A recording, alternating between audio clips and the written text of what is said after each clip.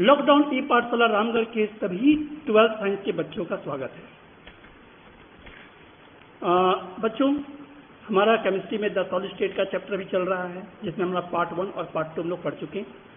आज हम जिस पार्ट को लेके आए हैं उस पार्ट का नाम है part 3, solid state part 3। Okay, तो बच्चों आपको याद होगा हमने लास्ट क्लास में सॉलिड स्टेट के किस टॉपिक पर चर्चा किया। पिछले क्लास में हम लोग लर्न किए कि सॉलिड को हम किस तरह से क्लासीफाई करें, कौन कौन से हमारे नेचर में सॉलिड किस किस तरह के होते हैं, है ना। On the basis of arrangement of the constituent particles there are 2 types of solid, crystalline solid and amorphous solid. Crystalline solid और एमरफस सॉलिड दोनों में हमने डिस्टिंग्विश भी किया कि कई सारे पॉइंट ऑफ डिस्टिंक्शन हम इसमें दे सकते हैं, जैसे orderly arrangement of the constituent particle के बेसिक पर, मेल्टिंग और बॉइलिंग पॉइंट के बेसिक पर, क्लीवेज के बेसिक पर, है ना। तो ये सारा कॉन्सेप्ट आपको लास्ट टाइम में कंप्लीट होगा। हमने बताया कि जो आपको सॉलिड आपको चारों तरफ दिखता है, जिसे आप सॉलिड कहते हो, क्या वो सॉलिड है? तो आपको याद होगा हमने कहा था कुछ सॉलिड ऐसे होते हैं जो दिखता तो सॉलिड है मगर सॉलिड नहीं होता। वो होता है एक्चुअली में एमरफस सॉलिड। वो होता है कैसा? Amorphous solid. जैसे glass is example, sulphur. Okay, तो ये हमारे एग्जाम्पल है एमरफस सॉलिड। एमरफस सॉलिड और क्रिस्टलाइन सॉलिड को बहुत अच्छा से समझने के बाद आज हम जिस टॉपिक को लेके आए हैं, आज का जो हमारा क्लास का जो टॉपिक है उसका नाम है क्लासिफिकेशन ऑफ क्रिस्टलाइन सॉलिड। आज हम लोग किस पर बात करने वाले हैं? क्रिस्टलाइन सॉलिड के क्लासिफिकेशन पर, यानी कि जितने भी क्रिस्टलाइन सॉलिड है वो उसके कितने प्रकार हैं, कौन कौन से उसके टाइप्स हैं। ओके स्टूडेंट, एक बात हम यहाँ कहना चाहेंगे कि जो बच्चे आज इस पार्ट 3 को ज्वाइन किए हैं, आज इस पार्ट 3 का जो वीडियो देख रहे हैं, मैं उनसे कहूंगा कि इस पार्ट 3 को देखने से पहले आप पार्ट 1 और पार्ट 2 को पहले जरूर देख लो, उसके बाद पार्ट 3 को ज्वाइन करो तो आपके लिए ज्यादा अच्छा होगा। समझ गए बात को? तो चलिए स्टार्ट करते हैं। सॉलिड का जो क्रिस्टलाइन सॉलिड का जो हम क्लासिफिकेशन करने वाले हैं उसका क्या बेसिक होगा। तो जो भी क्रिस्टलाइन सॉलिड का हम क्लासिफिकेशन करते हैं उसका बेसिक होता है उसके कंस्टिट्यूएंट पार्टिकल के नेचर पर। उसका कंस्टिट्यूएंट पार्टिकल कैसा है, कंस्टिट्यूएंट पार्टिकल जिसे वो सॉलिड बना हुआ है, जिसे वो क्रिस्टलाइन सॉलिड बना हुआ है ना। तो पार्टिकल के नेचर पर, पार्टिकल में भी एटम, पार्टिकल में भी मॉलिक्यूल और पार्टिकल में भी आयन। ओके, और दूसरा है उसका बाइंडिंग फोर्स, क्योंकि कंस्टिट्यूएंट पार्टिकल में क्या होता है, इंटरमॉलिक्यूलर फोर्स होता है, लेकिन हर सॉलिड का, हर कंस्टिट्यूएंट पार्टिकल का इंटरमॉलिक्यूलर फोर्स एक जैसा नहीं होता। तो इंटरमॉलिक्यूलर फोर्स पार्टिकल के बीच और पार्टिकल के नेचर के आधार पर ये जितने भी क्रिस्टलाइन सॉलिड होते हैं उसके होते हैं 4 टाइप। कौन कौन से 4 टाइप? एक हो गया मॉलिक्यूलर सॉलिड, एक हो गया आयनिक सॉलिड, एक हो गया मेटालिक सॉलिड और एक हो गया कोवैलेंट और नेटवर्क सॉलिड। तो चलो बच्चों शुरू करते हैं, एक एक करके हम लोग समझते हैं मॉलिक्यूलर सॉलिड क्या है, आयनिक सॉलिड क्या है और मेटालिक और कोवैलेंट सॉलिड क्या है। तो चलिए सबसे पहले स्टार्ट करते हैं मॉलिक्यूलर सॉलिड से। मॉलिक्यूलर सॉलिड मतलब नाम से समझ में आ रहा है सर, इसके जो कंस्टिट्यूएंट पार्टिकल्स होंगे मॉलिक्यूल्स होंगे। मॉलिक्यूल जानते हैं ना, तो मॉलिक्यूल ही नहीं, ऐसे सॉलिड में कंस्टिट्यूएंट पार्टिकल या तो एदर एटम फॉर्म में भी हो सकता है या फिर मॉलिक्यूल फॉर्म में भी हो सकता है। ये एटम, इसके कंस्टिट्यूएंट पार्टिकल एटम फॉर्म में भी हो सकता है या मॉलिक्यूल फॉर्म में भी। एटम में नोबल गैसेस वाले एलिमेंट आते हैं जैसे हीलियम, आर्गन, और मॉलिक्यूलर सॉलिड में भी पोलर मॉलिक्यूल हो सकते हैं और नॉन पोलर मॉलिक्यूल भी हो सकते हैं। उसी आधार पर उसका इंटरमॉलिक्यूलर फोर्स भी होगा। पोलर मॉलिक्यूल और नॉन पोलर मॉलिक्यूल, क्या दोनों का इंटरमॉलिक्यूलर फोर्स सेम होगा? बिल्कुल नहीं। सॉलिड, आप लोग केमिकल बॉन्डिंग पढ़े होंगे कि पोलर मॉलिक्यूल में चार्ज की पॉसिबिलिटी होती है, पार्शली पॉजिटिव चार्ज और नेगेटिव चार्ज की बीच का इंटरेक्शन होता है। तो ऑफकोर्स की जिसमें चार्ज होगा उसमें इंटरमॉलिक्यूलर फोर्स ज्यादा होगा, जिसमें चार्ज नहीं होगा उसकी इंटरमॉलिक्यूलर फोर्स कम होगा। ओके, चलिए तो यदि हम मॉलिक्यूलर सॉलिड को क्लासिफाई करें तो किस बेसिस पर क्लासिफाई करेंगे? तो nature of the binding force, nature of the intermolecular forces of attraction.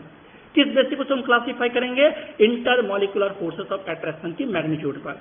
तो इसके इंटरमॉलिक्यूलर फोर्स ऑफ के नेचर ऑफ इंटरमॉलिक्यूलर फोर्स के आधार पर ये मॉलिक्यूलर सॉलिड के होते हैं 3 प्रकार। कौन कौन से 3 प्रकार? एक हो गया नॉन पोलर मॉलिक्यूलर सॉलिड, एक हो गया पोलर मॉलिक्यूलर सॉलिड और एक हो गया hydrogen bonded molecular solid.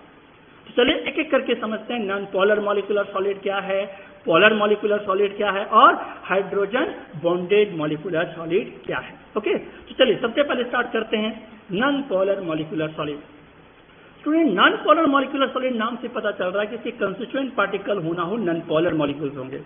Non polar molecule क्या होता है? तो आपको याद होगा जितने भी कोवैलेंट मॉलिक्यूल, इसमें कोवैलेंट बॉन्ड वाले जो कोवैलेंट मॉलिक्यूल है उसके 2 प्रकार होते हैं, पोलर और नॉन पोलर। पोलर मतलब जब पोलर मॉलिक्यूल, जब 2 पार्शली पॉजिटिव और नेगेटिव चार्ज में जो कोवैलेंट बॉन्ड बने उसको पोलर मॉलिक्यूल बोलते हैं, राइट। जब 2 सिमिलर एटम जब दो सिमिलर एटम में जब कोवेलेंट बॉन्ड बने, जैसे हाइड्रोजन, क्लोरीन, फ्लोरीन, ऑक्सीजन, ये कैसे मॉलिक्यूल है? Non polar molecule. तो नॉन पोलर मॉलिक्यूल किस तरह का पार्सली पॉजिटिव चार्ज या पार्सली नेगेटिव चार्ज एटम पर राइज नहीं होता, जबकि पोलर मॉलिक्यूल में पार्सली पॉजिटिव चार्ज और पार्सली नेगेटिव चार्ज राइज होता है, क्योंकि दोनों एटम का नेचर डिसिमिलर होता है। चलिए उस पर हम बात नहीं करें, क्योंकि 11th सेक्शन की पार्ट है। हम अभी नॉन पोलर मॉलिक्यूल सॉलिड को देखें, इसमें क्या होता है। नॉन पोलर मॉलिक्यूलर सॉलिड के कंस्टिट्यूएंट पार्टिकल एटम या मॉलिक्यूल्स होंगे, और सबसे खास बात कि इस मॉलिक्यूलर सॉलिड में इंटरेक्शन फोर्स जो एटम एटम में या मॉलिक्यूल मॉलिक्यूल में जो होगा, ये जो आप देख रहे हैं, ये जो लाइनिंग दिख रहा है, ये लाइनिंग क्या है? Imaginary line. This line are represent, ये लाइन हमारा शो करता है इंटरेक्शन को, यानी कि एक पार्टिकल के क्या इंटरमॉलिक्यूलर फोर्स को। तो नॉन पोलर मॉलिक्यूल में जो इंटरमॉलिक्यूलर फोर्स का जो नाम है, ये नाम आप सुने होंगे, वीक डिस्पर्सन और लंडन फोर्स। आपको याद होगा स्टेट ऑफ मैटर जब आप 11th में पढ़े थे, तो समय आपको बताया गया था कि हमारे जितने भी मैटर हैं, है ना, उसमें कई तरह के इंटरमॉलिक्यूलर फोर्स होता है। किसी इंटरमॉलिक्यूलर कम होता है, किसी का ज्यादा होता है। आपको याद होगा कि ये जो फोर्स हमने नाम लिया, वीक डिस्पर्सन और लंडन फोर्स, ये सभी इंटरमॉलिक्यूलर फोर्स में सबसे वीकेस्ट फोर्स है। यानी कहने का मतलब नॉन पोलर मॉलिक्यूलर सॉलिड में हमारा सबसे वीकेस्ट इंटरमॉलिक्यूलर फोर्स होता है, और उस वीकेस्ट इंटरमॉलिक्यूलर फोर्स को कहते हैं कौन सा? बोलिए। उस सबसे वीकेस्ट इंटरमॉलिक्यूलर फोर्स को कहते हैं हम लोग लंडन फोर्स या डिस्पर्सन फोर्स। ओके स्टूडेंट, चलिए, तो इसमें इंटरमॉलिक्यूलर फोर्स सबसे वीक होता है। अब किसी भी इंटरमॉलिक्यूलर फोर्स का वीक और स्ट्रांग होना, ये किसको वेरी कर, मतलब वो किसको प्रोवाइड करता है? उसके फिजिकल नेचर को, उसकी फिजिकल प्रॉपर्टीज को। तो जब इसकी इंटरमॉलिक्यूलर फोर्स वीक है, तो इसके मेल्टिंग और बॉइलिंग पॉइंट को आप क्या एक्सपेक्ट करते हैं? तो इसका फिजिकल और मेल्टिंग और बॉइलिंग पॉइंट लो होने के, इसका इंटरमॉलिक्यूलर फोर्स वीक होने के कारण इसका मेल्टिंग और बॉइलिंग पॉइंट क्या होगा? लो होगा।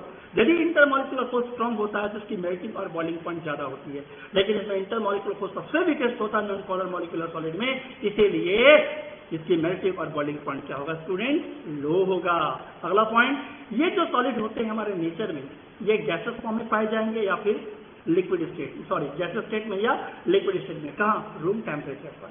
अब आप बोलोगे सर सॉलिड है और आप बोलते हैं गैसेस में पाया जाएगा। हाँ, सॉलिड होगा जब आप उसके टेम्परेचर को रूम टेम्परेचर से कम कर दोगे। रूम टेम्परेचर कम कर दोगे तो ये सॉलिडिफाई हो जाएगा, तब तो नॉन पोलर मॉलिक्यूल सॉलिड कहलाएगा ना। लेकिन ये जो मॉलिक्यूल्स होते हैं, यानी नॉन पोलर मॉलिक्यूलर सॉलिड के जो मॉलिक्यूल्स होते हैं, रूम टेम्परेचर और रूम प्रेशर पर जो होता है वो किस फॉर्म में होता है? गैसेस या लिक्विड फॉर्म में होता है। ओके, तो ये था non polar molecular solid. Non polar molecular solid के ढेरों एग्जांपल्स है, अभी एग्जांपल हम बताएंगे। इसको आप राइट डाउन करने की जरूरत नहीं है, ये लाइन्स को, ये जो लाइन्स आपको हम बताएं, ये नोट करने की जरूरत नहीं है।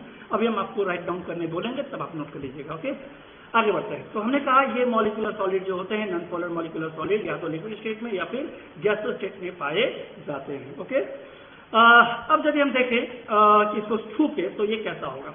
यदि आप इसे छूओगे, देखो ये काफी वोलेटाइल नेचर के हैं और ये सॉफ्ट होता है। आप इसे छूओगे तो ये हार्ड महसूस नहीं होगा, ये काफी सॉफ्ट होता है, ये काफी सॉफ्ट होता है। ये सॉलिड जब होगा तो ये सॉलिड को आप छूओगे तो आपको कैसा होगा? काफी सॉफ्ट फील होगा। Due to the same reason they are soft. Due to same reason मतलब इंटरमॉलिक्यूलर फोर्स के वीक होने के कारण ये काफी क्या होते हैं? सॉफ्ट होते हैं। और साथ ही सबसे इंपॉर्टेंट बात, इसमें कभी भी इलेक्ट्रिसिटी पास नहीं होगा। करंट पास करना चाहो तो ये इसमें करंट पास नहीं होगा। दैट मीन्स ये कैसा सब्सटेंस है, ये कैसा सॉलिड है, ये कैसा मॉलिक्यूलर सॉलिड है? इंसुलेटर है, क्योंकि इसमें किस तरह का कोई करंट कैरियर मौजूद नहीं होता, ना इलेक्ट्रॉन होता है ना फ्री आयंस होते हैं, इसलिए इसमें किस तरह का इलेक्ट्रिसिटी पास नहीं करता। ये कैसे होते हैं? इंसुलेटर होते हैं। तो स्टूडेंट, ओवरऑल आपको ये सब राइट डाउन करना है इस नॉन पोलर मॉलिक्यूलर सॉलिड के बारे में। सबसे पहला पॉइंट आप लिखोगे कि इसकी कांस्टेंट पार्टिकल क्या है। तो कांस्टेंट पार्टिकल या तो एडर एटम फॉर्म में हो सकता है या फिर नॉन पोलर मॉलिक्यूल्स हो सकते हैं। नॉन पोलर मॉलिक्यूल जैसे hydrogen, chlorine, iodine etcetera. Second point, किसकी बाइंडिंग फोर्स जो होता है पार्टिकल के बीच में, उस बाइंडिंग फोर्स हम किस नाम से जानते हैं? लंडन डिस्पर्सन फोर्सेस और weak van der Waals forces. Okay, next point, these are soft solid. ये कैसे सॉलिड होते हैं? सॉफ्ट होते हैं और नॉन कंडक्टर ऑफ इलेक्ट्रिसिटी, इसमें इलेक्ट्रिसिटी पास नहीं करता। ओके, अगला point, they have low melting point and are usually liquid और gases state at room temperature and pressure. यानी ये सॉलिड सब्सटेंस जो होते हैं इसकी मेल्टिंग पॉइंट काफी लो होता है। क्यों होता है बताया भी थोड़ा देर पहले। और ये यूजुअली लिक्विड और गैसेस स्टेट में पाया जाएगा रूम टेम्परेचर और रूम के प्रेशर पर। तो इसे वीडियो को पॉज करके आप इस सारे पॉइंट को आप नॉन पोलर मॉलिक्यूलर सॉलिड के लिए राइट डाउन कर सकते हैं।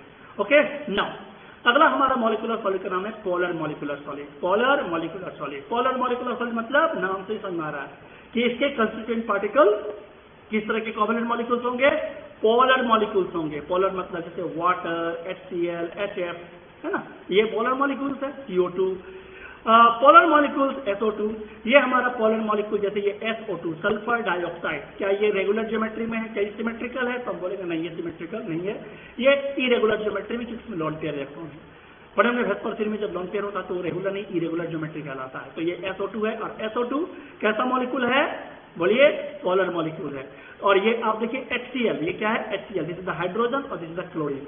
This ball as a represent hydrogen और this ball as a represent क्या? Chlorine, hydrogen chloride. कैसा मॉलिक्यूल है? पोलर मॉलिक्यूल है। पोलर क्यों? जिसमें पोलरिटी डेवलप होता है। क्लोरीन पे पार्सली नेगेटिव चार्ज, राइट, और हाइड्रोजन पे पार्सली, बोलिए कौन सा चार्ज? Positive charge. तो ये कैसा मॉलिक्यूल है? Polar molecule. ये भी कैसा मॉलिक्यूल है? Polar molecule. तो पोलर मॉलिक्यूलर सॉलिड में कैसा बॉन्ड होता है? तो पोलर कोवेलेंट बॉन्ड होता है। कैसा बॉन्ड होता है? Polar covalent bond. Polar covalent, ये कौन सा बॉन्ड कहलाएगा? Polar covalent bond. इसमें एक इलेक्ट्रॉन शेयर पेयर इलेक्ट्रॉन है, इसमें 2 इलेक्ट्रॉन शेयर पेयर है, इसमें 2 इलेक्ट्रॉन शेयर पेयर है, इसमें 1 इलेक्ट्रॉन शेयर पेयर है। ओके, शेयर पेयर क्या होता है जानते हैं। इस तरह के सॉलिड के इंटरमॉलिक्यूलर फोर्स का नेचर कैसा होगा? सॉलिड सल्फर डाइऑक्साइड या सॉलिड हाइड्रोक्लोरिक एसिड में किस तरह का इंटरेक्शन फोर्स होगा? देखिए इस इंटरेक्शन फोर्स को, ये हमारा इंटरेक्शन फोर्स है, ये हमारा इंटरमॉलिक्यूलर फोर्स है। तो मैं इस इंटरमॉलिक्यूलर फोर्स का जो स्ट्रेंथ होगा, पहले जो आप देखे थे जो इंटरमॉलिक्यूलर फोर्स, उससे ज्यादा होगा या कम होगा? क्योंकि ये पोलर मॉलिक्यूल है, इसमें पार्सली पॉजिटिव और पार्सली नेगेटिव चार्ज है, तो पक्का इसमें क्या होगा? इसकी interaction non polar molecular solid की तुलना में ज्यादा होगा। नॉन पोलर मॉलिक्यूलर सॉलिड की तुलना में ज्यादा होगा, क्योंकि इसमें पार्सली पॉजिटिव चार्ज और पार्सली नेगेटिव चार्ज है। तो जो अपोजिट चार्ज एक दूसरे को क्या करता है? इंटरेक्ट करता है। तो ये प्लस और माइनस एक दूसरे को क्या करेगा? इंटरेक्ट करेगा ना। कूलम्ब्स लो पढ़े ना इलेक्ट्रोस्टैटिक में, ये पाठशाला में तिवारी सर पढ़ा रहे हैं ना इलेक्ट्रोस्टैटिक, तो बताया ना कि जो अपोजिट चार्ज एक दूसरे को क्या करता है? इंटरेक्ट करता है। और उस इंटरेक्शन फोर्स की वैल्यू किस पर डिपेंड करता है? वो इंटरेक्शन फोर्स दो चीज पर डिपेंड करता है, पढ़े होंगे कूलम्ब्स लॉ में, इन दोनों के डिस्टेंस पर, इन दोनों के चार्ज पर। तो इनसे चार्ज है, इसकी पार्सली पॉजिटिव चार्ज का कैरेक्टर ज्यादा है नॉन पोलर की तुलना में, इसलिए इसकी इंटरेक्शन फोर्स भी क्या होगा? ज्यादा होगा। सर इस इंटरमॉलिक्यूलर फोर्स को क्या कहते हैं? जैसे नॉन पोलर मॉलिक्यूलर सॉलिड में इंटरमॉलिक्यूलर फोर्स का हमने नाम बताया लंडन फोर्स, डिस्पर्शन फोर्स। इसका क्या नाम होगा? इसका नाम है डायपोल डायपोल इंटरेक्शन। इसका क्या नाम है? इस इंटरेक्शन फोर्स को हम क्या बोलते हैं? Dipole dipole interaction force. तो दो मॉलिक्यूल में लगने वाला ये फोर्स क्या कहलाता है? Dipole dipole interaction force. और dipole dipole interaction force non polar molecule solid की तुलना में ज्यादा होता है। तो ये डायपोल डायपोल इंटरेक्शन क्या है? तो ये देखिए, ये एक पोलर मॉलिक्यूल है, यहाँ जो इंटरेक्शन फोर्स है 2 पोलर मॉलिक्यूल, हर एक पोलर मॉलिक्यूल एक डायपोल है, हर एक पोलर मॉलिक्यूल एक डायपोल है। ये डायपोल, और ये दोनों डायपोल में जो इंटरेक्शन फोर्स हुआ उसको क्या बोलते हैं? Dipole dipole interaction. ये जो मॉलिक्यूलर सॉलिड है, ये हमारे रूम टेम्परेचर पर, रूम प्रेशर पर, ये भी गैसेस स्टेट में और सॉलिड स्टेट में पाए जाते हैं। ओवरऑल पोलर मॉलिक्यूलर सॉलिड हमने क्या सीखा, क्या समझा? तो इसके कंस्टिट्यूएंट पार्टिकल पोलर मॉलिक्यूल्स होते हैं, जैसे HCl, CO2, SO2। Second point, इसकी बाइंडिंग फोर्स का जो नेचर होता है वो डायपोल डायपोल इंटरेक्शन होता है, जो स्ट्रॉन्गर है पहले वाले मॉलिक्यूलर सॉलिड की तुलना में। और क्या देखें, दीज आर सॉफ्ट, ये भी सॉफ्ट होते हैं, और ये भी नॉन कंडक्टर ऑफ इलेक्ट्रिसिटी, मतलब इसमें भी इलेक्ट्रिसिटी पास नहीं करता, इसमें भी किसी तरह का कोई करंट कैरियर नहीं होता। ओके, और अगला point, their melting point are higher than those of non polar molecular solid. बिल्कुल, इसकी मेल्टिंग पॉइंट क्या होगा? हायर होगा। किसकी तुलना में? नॉन पोलर मॉलिक्यूलर सॉलिड की तुलना में। क्यों ज्यादा होगा बताइए? इसलिए ज्यादा होगा ना, क्योंकि इंटरमॉलिक्यूलर फोर्स की स्ट्रेंथ का ज्यादा है, इसलिए इसका इंटरमॉलिक्यूलर फोर्स का स्ट्रेंथ ज्यादा होगा, तो मेल्टिंग पॉइंट भी तो ज्यादा होगा ना। उस बॉन्ड को ब्रेक करने में, मॉलिक्यूल को दूर हटने में, गैसेस फॉर्म में आने में या लिक्विड फॉर्म में आने में ज्यादा टेम्परेचर की जरूरत पड़ेगी। तो इसका मेल्टिंग पॉइंट क्या होता है? हाई होता है। किसकी तुलना में? नॉन पोलर मॉलिक्यूलर सॉलिड की तुलना में। Next point, most of them are gases, ज्यादातर इसके जो मॉलिक्यूल्स है वो गैसेस फॉर्म में और लिक्विड फॉर्म में पाए जाते हैं, रूम टेम्परेचर पर और रूम प्रेशर पर। ओके, चलिए ओवरऑल हम क्या समझे है इस पोलर मॉलिक्यूलर सॉलिड क्लियर। अब आते हैं मॉलिक्यूलर सॉलिड का थर्ड टाइप, जिसका नाम है हाइड्रोजन बॉन्डेड मॉलिक्यूलर सॉलिड। ये हाइड्रोजन बॉन्ड सुने आप लोग बच्चों? बिल्कुल सुने होंगे, केमिकल बॉन्डिंग में हाइड्रोजन बॉन्ड आपके सर पढ़ाए होंगे, आप पढ़े होंगे। हाइड्रोजन बॉन्ड कहाँ होता है बोलिए? तो हाइड्रोजन बॉन्ड आपको याद होगा कि the weak interaction between the hydrogen and highly electronegative atom. The weak interaction between the hydrogen and highly electronegative atom. जब एक वीक इंटरेक्शन हो हाइड्रोजन और हाईली इलेक्ट्रोनेगेटिव एटम में, तो वो बॉन्ड कहलाता है हाइड्रोजन बॉन्ड। ओके, तो हाइड्रोजन बॉन्ड पाने की चांसेस कहाँ कहाँ है? जहाँ हाईली इलेक्ट्रोनेगेटिव एटम हो और साथ ही हाइड्रोजन हो। हाईली इलेक्ट्रोनेगेटिव एटम में बताइए कौन कौन सा नाम आता है, तो आपको याद होगा पूरे पीरियोडिक टेबल में, पूरे एलिमेंट में सबसे मोस्ट इलेक्ट्रोनेगेटिव एलिमेंट जहां हाइड्रोजन बॉन्ड पाने की पॉसिबिलिटी है, जहां ये इंप्रेशन पाने की पॉसिबिलिटी है, और वो है मात्र 3 एलिमेंट। उसमें से पहला नाम आता है फ्लोरीन का, सेकेंड नाम आता है क्लोरीन का, और थर्ड नाम आता है ऑक्सीजन का। तो मोस्ट इलेक्ट्रोनेगेटिव एलिमेंट में कौन एलिमेंट आता है? फ्लोरीन का। सेकेंड पोजिशन में आता है ये ऑक्सीजन का, और थर्ड में नाम आता है नाइट्रोजन का। और इसी में हमारा कौन सा बॉन्ड होगा? Hydrogen bond. और ऐसे ही सॉलिड में कौन सा मॉलिक्यूलर सॉलिड कहलाएगा? Hydrogen bonded molecular solid. तो चलिए देखते हैं किस तरह होता है ये। तो the binding force between the particle is strong hydrogen bond. ये हमारा देखिए आई से वाटर H2O OH वाटर, और इस वाटर में क्या होगा? एक वीक इंटरेक्शन फोर्स। ये इंटरेक्शन फोर्स हाइड्रोजन बॉन्ड का फोर्स है। क्यों हाइड्रोजन बॉन्ड का फोर्स है? क्योंकि ये हमारा ऑक्सीजन है और ये हमारा हाईली बोलिए ये हाइड्रोजन और ये हाईली इलेक्ट्रोनेगेटिव एटम है, और highly electronegative atom as a oxygen और हाइड्रोजन में ये इंटरेक्शन फोर्स क्या कहलाता है? बोलिए हाइड्रोजन बॉन्डेड फोर्सेस। कौन सा फोर्सेस? Hydrogen bonded forces. और ये जो आपका ऑक्सीजन के साथ जो हाइड्रोजन लिंक है ये कोवेलेंट बॉन्ड है। कौन सा कोवेलेंट बॉन्ड है? पोलर कोवेलेंट बॉन्ड है, क्योंकि मॉलिक्यूल कैसा है? पोलर है।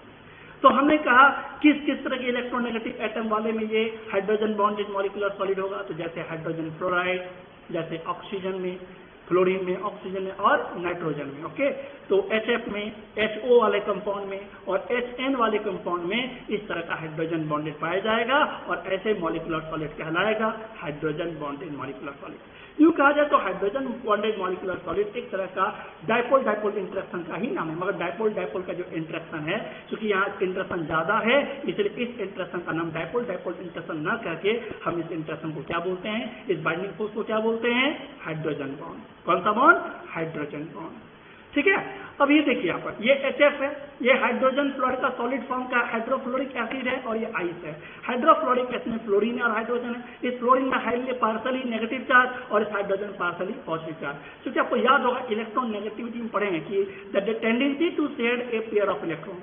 ये जो कोवेलेंट बॉन्ड यहाँ पे सिंगल बॉन्ड जो होगा, ये इलेक्ट्रॉन का क्लाउडिंग फ्लोरीन की ओर ज्यादा होगा, और हाइड्रोजन में इलेक्ट्रॉन की क्लाउडिंग कम होगा। क्यों? क्योंकि फ्लोरीन की इलेक्ट्रॉन नेगेटिविटी ज्यादा है। जब इलेक्ट्रॉन की क्लाउडिंग यहाँ ज्यादा होगा तो यहाँ पे कौन सा चार्ज राइज करेगा? पार्सली नेगेटिव चार्ज और पार्सली पॉजिटिव चार्ज। तो बताओ ये नेगेटिव चार्ज और पॉजिटिव चार्ज में क्या होगा? इंटरेक्शन होगा, कूलम्ब फोर्स होगा, इलेक्ट्रोस्टैटिक फोर्स होगा, और इसी कूलम्ब फोर्स को हम यहाँ कौन सा फोर्स का नाम देंगे? हाइड्रोजन बॉन्ड का नाम देंगे। क्यों हाइड्रोजन बॉन्ड का नाम देंगे? क्योंकि अभी हमने कहा था the interaction between the highly electronegative atom as a fluorine and hydrogen. तो इस बॉन्ड को हम क्या बोलते हैं? हाइड्रोजन बॉन्ड बोलते हैं। ओके, कौन सा बॉन्ड बोलते हैं? हाइड्रोजन बॉन्ड बोलते हैं। इस तरह का मॉलिक्यूलर सॉलिड भी कैसा होता है? सॉलिड फॉर्म होता है, और नॉर्मली वोलेटाइल लिक्विड फॉर्म होता है। वोलेटाइल लिक्विड मतलब वो लिक्विड जिसका वाष्पीकरण हो जाए, जैसे आप छोड़ दो रूम टेम्परेचर में भी छोड़ दो तो ये क्या हो जाएगा? धीरे धीरे धीरे धीरे इवोपरेट हो जाएगा, मतलब वो वाष्पित हो जाएगा। ओके, तो overall hydrogen bonded molecular solid आप कौन सा पॉइंट को राइट डाउन करोगे? तो सबसे पहला किसी कंस्टेंट पार्टिकल्स जो होंगे मॉलिक्यूल फॉर्म में होंगे, और उस मॉलिक्यूल में हाइड्रोजन और हाईली इलेक्ट्रोनेगेटिव एटम होंगे, जैसे फ्लोरीन, ऑक्सीजन और nitrogen. Next point, the binding force between the particle is strong hydrogen bond. इसमें जो पार्टिकल के बीच में जो बॉन्ड होगा वो बाइंडिंग फोर्स कैसा होगा? स्ट्रॉन्ग हाइड्रोजन बॉन्ड होगा। Last point, they are non conductor. ये भी कैसे होंगे? Non conductor of electricity. इसमें भी इलेक्ट्रिसिटी पास नहीं होगा, ये इंसुलेटर होगा, और ये वोलेटाइल सॉलिड होगा। वोलेटाइल मतलब वाष्पित होते रहना, और सॉफ्ट सॉलिड होगा और रूम टेम्परेचर पे होगा, और ये रूम प्रेशर पे होगा। लेकिन कुछ ऐसे सॉलिड होते हैं जो रूम टेम्परेचर पर सॉलिड नहीं होता, वो लिक्विड फॉर्म होता है, जैसे आप जानते हैं वाटर, अमोनिया। ठीक है, तो ये रूम टेम्परेचर पर ये कैसा होता है? वाटर फॉर्म होता है, गैसेस फॉर्म में होता है। ओके, चलिए, तो ये था हमारा हाइड्रोजन बॉन्डेड का मॉलिक्यूलर सॉलिड। समझ में आ गया? इसे आप राइट डाउन करेंगे, अच्छा से समझेंगे। चलिए, तो इसी के साथ हमारा ये मॉलिक्यूलर सॉलिड के 3 प्रकार हमारा कंप्लीट हुआ। कौन कौन सा 3 प्रकार? First, non polar molecular solid, second polar molecular solid, और third hydrogen bonded molecular solid. तो स्टूडेंट क्या बता सकते हो कि इसमें इंटरेक्शन फोर्स सबसे ज्यादा स्ट्रॉन्ग तीनों में से किसका होगा? बोलिए। बिल्कुल, हाइड्रोजन बॉन्डेड मॉलिक्यूलर सॉलिड का इंटरेक्शन सबसे ज्यादा होगा, इंटरमॉलिक्यूलर फोर्स का अट्रैक्शन फोर्स सबसे ज्यादा होगा। चलिए, अब क्रिस्टलाइन सॉलिड का पहला टाइप हम लोग एक्सप्लेन कर लिए। अब हम आते हैं दूसरे टाइप में, जिसका नाम है आयनिक सॉलिड। आयनिक सॉलिड, सबसे पहले हम आयनिक सॉलिड की कंस्टिट्यूएंट पार्टिकल की बात करें।